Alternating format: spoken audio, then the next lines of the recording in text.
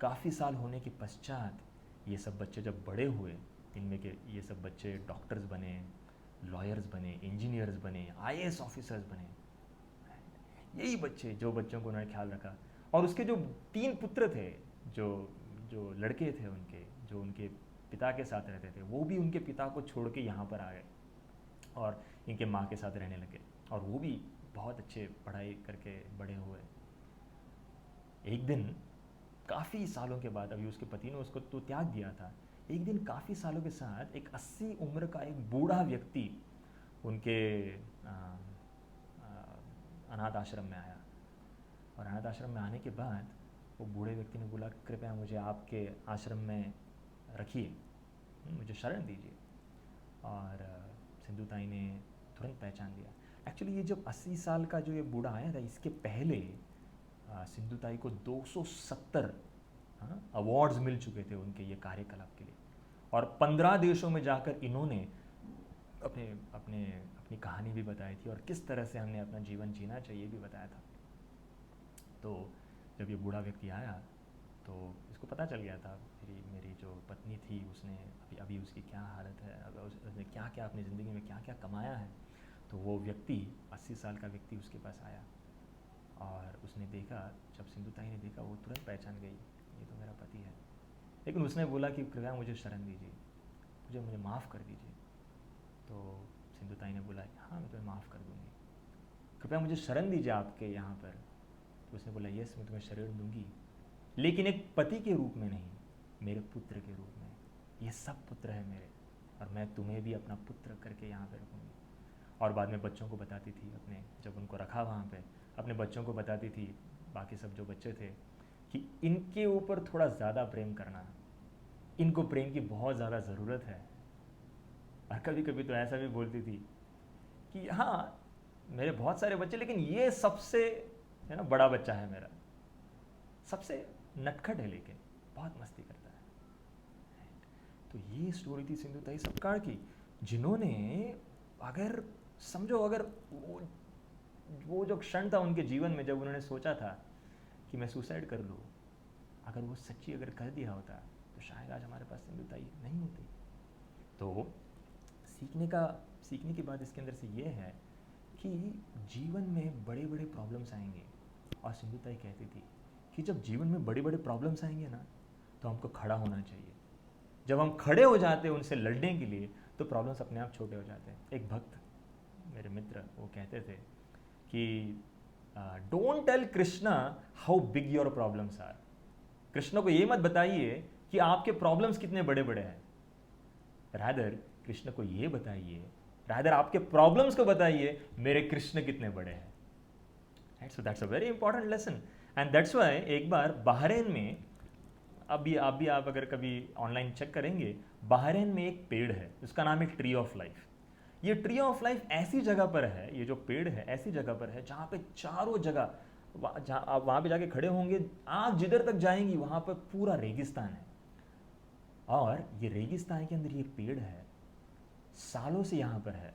ऐसा कहते हैं वो 400 वर्ष पुराना पेड़ है, इसकी ऊंचाई 120 फीट है, लेकिन ये पूरा साल जहाँ पर टेम्परेचर 50 डिग्री से कम नहीं होता, 50 डिग्री सेल्सियस से कम नहीं होता, यहाँ पर यह हरा भरा पेड़ वहाँ पर है। और उस पेड़ के नीचे आप देखेंगे, आजू बाजू में कहीं भी देखेंगे, कुछ नहीं है खाने के लिए, पीने के लिए। ये पेड़ कैसे जीता है, वहाँ पर साइंटिस्ट लोगों ने रिसर्च भी किया है, ढूंढने की कोशिश की यहाँ पर पानी कहाँ से मिलता है इसको।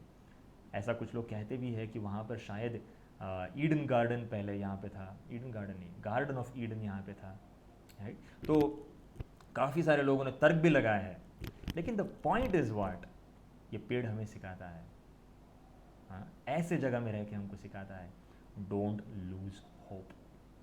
ये पेड़ हमें सिखाता है to hope beyond logic, right. तो ये पेड़ के जीवन से हम लोग देख सकते हैं कि किस तरह से ये अपने आप को नरिश कर रहा है, किस तरह से अपने आप को पोषण दे रहा है, किस तरह से जी रहा है, किस तरह से दूसरों को इंस्पायर कर रहा है कि चैलेंजिंग सिचुएशंस में भी कैसे जीना चाहिए। इतने सालों से ये पेड़ अकेला वहाँ पे खड़ा है, लेकिन इसकी ग्रोथ हो रही है, ये बढ़ रहा है, और साथ ही साथ दूसरों को आश्रय प्रदान कर रहा है। जो भी उस पेड़ के नीचे आके बैठता है उसको छांव भी प्रदान करता है। What a beautiful lesson to learn from this tree of life. Whatever situations come in life, do not lose hope. और इसीलिए मार्टिन लूथर किंग एक बहुत सुंदर एक कहावत कहते थे। वो कहते थे, darkness cannot drive out darkness, only light can. अंधेरा अंधेरे को निकाल नहीं सकता, वहाँ पे उजाला चाहिए। Hate cannot drive out hate, you need love, right.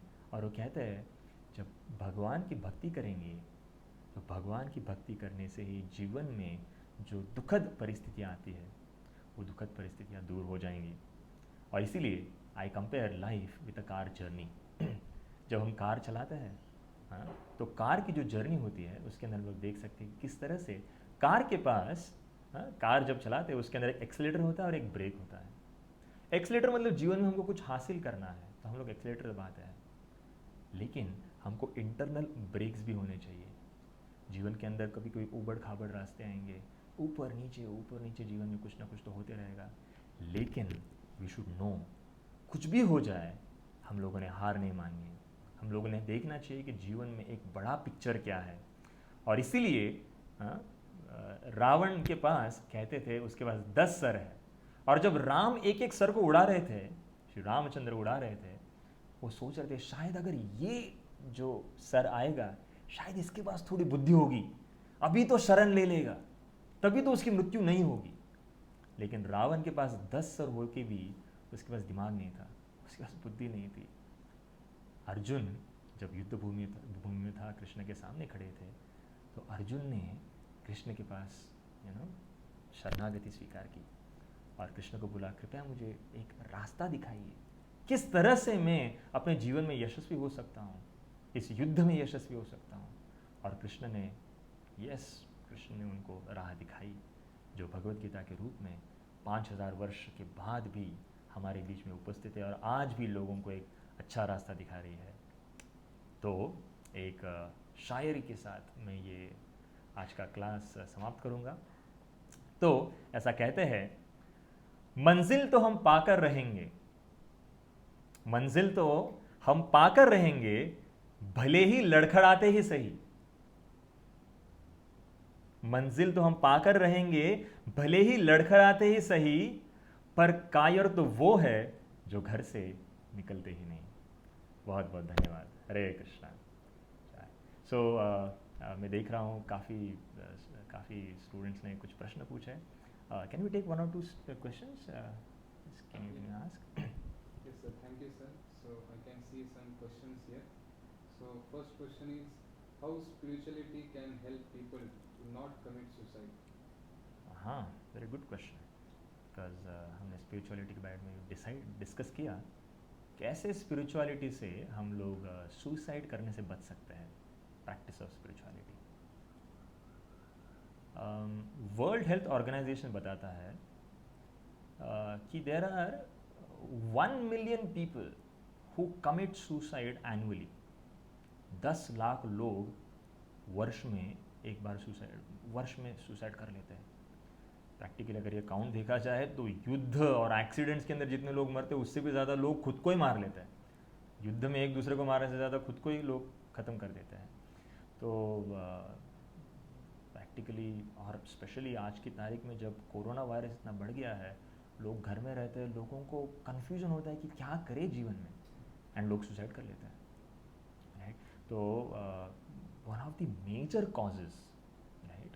Major causes जिसकी वजह से लोग सुसाइड करते हैं is because there is an imbalance between material and spiritual life, material and spiritual values, right.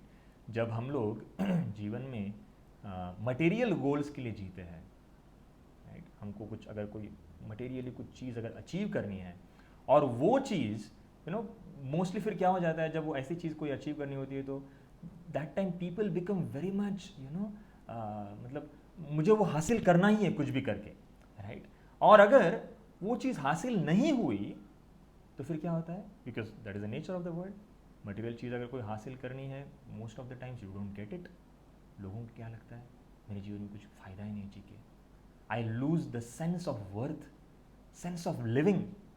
और इसीलिए मोस्ट ऑफ द पीपल जब उनके जीवन में फेलियर्स आता है, they can not confront failures and they see मृत्यु ही ऐसा एक पर्याय है, ऐसा एक उपाय है जो मुझे, जो ये गिल्ट है मेरे जीवन में, इससे मैं मुक्त हो सकता हूँ। जैसे स्टूडेंट्स आज की तारीख में पेरेंट्स प्रेशर, पीयर प्रेशर होता है, और जिसकी वजह से उनको लगता है कि मेरे जीवन में कुछ कर ही नहीं सकता मैं। और फिर ऐसे सिचुएशन में जब उनके ग्रेड्स जब बुरे आते हैं, वो सोचते हैं मैं कैसे फेस करूंगा मेरे पेरेंट्स को, कैसे फेस करूंगा मेरे मित्रों को, and then they commit suicide. So that is why how spirituality helps. Spirituality हमको, आध्यात्म हमें सिखाता है जीवन का एक बड़ा पिक्चर देखना चाहिए, कि अगर लाइफ में अगर ये चीज़ भी अगर मैं हासिल ना करूँ, life does not get over, because वो सिर्फ एक साल है वो, right. There are many people जो इंजीनियरिंग में, 12th में, 10th में उनको ग्रेड्स नहीं मिलते, लेकिन वो आगे जाकर काफ़ी बड़े बनते हैं। Like for example I tell you one story of J.K. Rowling, आपने नाम सुना होगा, द हैरी पॉटर सीरीज़ की जो लेखिका है J.K. राउलिंग। तो इनके बारे में कहा जाता है कि जब वो 17 साल की थी, उनको स्कूल ने उनको मतलब उनको जो यूनिवर्सिटी में पढ़ती थी, वो यूनिवर्सिटी ने उनको निकाल दिया, because she was not studying properly it seems. शायद उस समय सोच सकती थी वो, लेट मी कमिट सुसाइड, मुझे स्कूल ने ही निकाल दिया, लेकिन शी डिड नॉट। देन जब 25 साल की हुई वो, तब उसकी उनकी जो माँ थी, उनकी माँ का देहांत हो गया किसी बीमारी की वजह से। फिर जब वो 26 साल की हुई, तो 26 साल की होने के पश्चात उनके पेट में एक बच्चा था, जो बच्चे का मिसकैरेज हो गया। 27 साल की उम्र में उन्होंने शादी की फिर से, और जब शादी हुई उनकी, तो उनके पति उनको बहुत तंग करते थे, बहुत तकलीफ देते थे। 28 साल की उम्र में उन्होंने डाइवोर्स ले लिया, और जब वो 29 साल की हुई, she was again a single lady, but उनको एक बच्चा पैदा हो गया था, एक छोटी बच्ची थी उनकी। और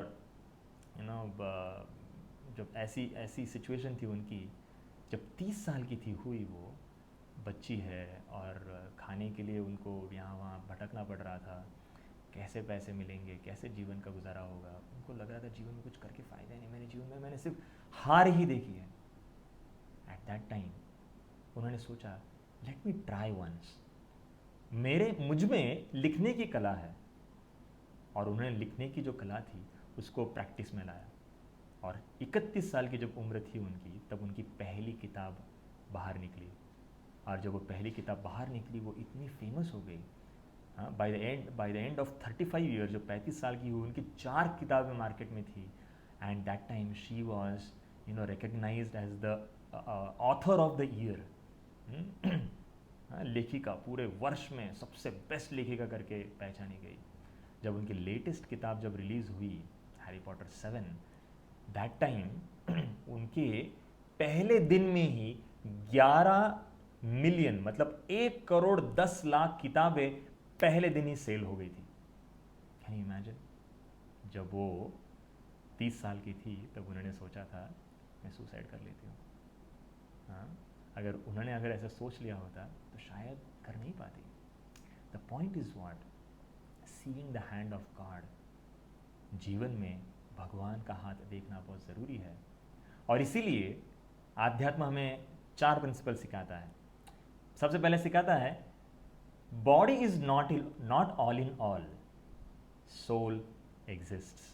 ये शरीर सब कुछ नहीं है, आत्मा है शरीर के अंदर। हाँ, we are not all in all, god exist.